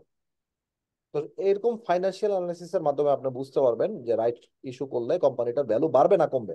তবে নর্মালি যেটা হয় আমাদের দেশে, যেটা হয় যে বেশিরভাগ রাইট ইস্যু গুলাই সাধারণত মানে ভালো কোনো প্রজেক্টে বা ভালো কোনো রিটার্ন জেনারেশনের জন্য করা হয় না। কোম্পানিগুলো সাধারণত একটা অপশন পায় কিছু টাকা উঠানোর জন্য, এই জন্য তারা রাইট ইস্যু করে থাকে। এই কারণে রাইট ইস্যু গুলা সাধারণত পোস্ট ইস্যু পারফরমেন্সটা ভালো হয় না, এবং শেয়ারগুলার ডাইলুশন হয়, মানে ক্যাপিটাল অনেক বড় হয়ে যায়, প্রাইসও অনেক বেশি অ্যাডজাস্ট হয়ে যায়, প্রাইস আর বাড়া না পড়ে আলটিমেটলি। আশা করি বুঝতে পেরেছেন আমার অ্যান্সার।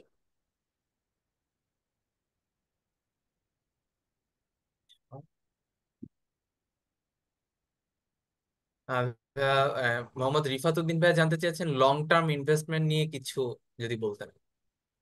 লং টার্ম ইনভেস্টমেন্ট নিয়ে সব কথাই কোর্সে আছে। আর কিছু বলতে বলতে কি যে আপনারা সবসময় খেয়াল করবেন যে যে কোম্পানিটার মার্কেটে কম্পিটিটিভ অ্যাডভান্টেজ আছে ভালো, যে কোম্পানিটার ম্যানেজমেন্টের মধ্যে ধরেন কোনো ছলচাতুরি নাই, অথবা বলতে পারেন যে গুড কর্পোরেট গভর্নেন্স আছে, যে কোম্পানিটার সাফিসিয়েন্ট গ্রোথ আছে, ডাবল ডিজিট গ্রোথ, মানে অ্যাটলিস্ট 10% গ্রোথ, রেভিনিউ গ্রোথ প্রতি বছরে আছে, যে কোম্পানিটা 10% অ্যাটলিস্ট প্রফিট গ্রোথও প্রতি বছরে আছে, এবং সাফিসিয়েন্ট ক্যাশ ফ্লো আছে, ডিভিডেন্ড মোটামুটি ভালোই দিতে পারে, সেসব কোম্পানিগুলোকে পিক করার চেষ্টা করবেন। অনেকগুলো জিনিসের কম্বাইন করে দেখবেন যে ওভারঅল একটা কোম্পানিকে ভালো মনে হচ্ছে কিনা। তারপরেও আলটিমেট কাজটা হচ্ছে ভ্যালুয়েশন করা, কারণ ওই কোম্পানিটা ওভারভ্যালুড হয়েও যেতে পারে। আপনি যে চিন্তা ভাবনাটা করতেছেন, আপনার আগে দেখা গেছে অনেকে চিন্তা করে শেয়ারটা কিনে ফেলছে, কিনে দাম বাড়ায় দিচ্ছে, এরপর আর বাড়ে না। কারণ আপনি তো দেখতেছেন ভালো কোম্পানি কিন্তু শেয়ারের দাম বাড়ে না। কেন বাড়ে না? কারণ it has already build up it's price. So কোনটা আন্ডার ভ্যালুড আছে সেটা খেয়াল করতে হবে আর কি। এই আর কি।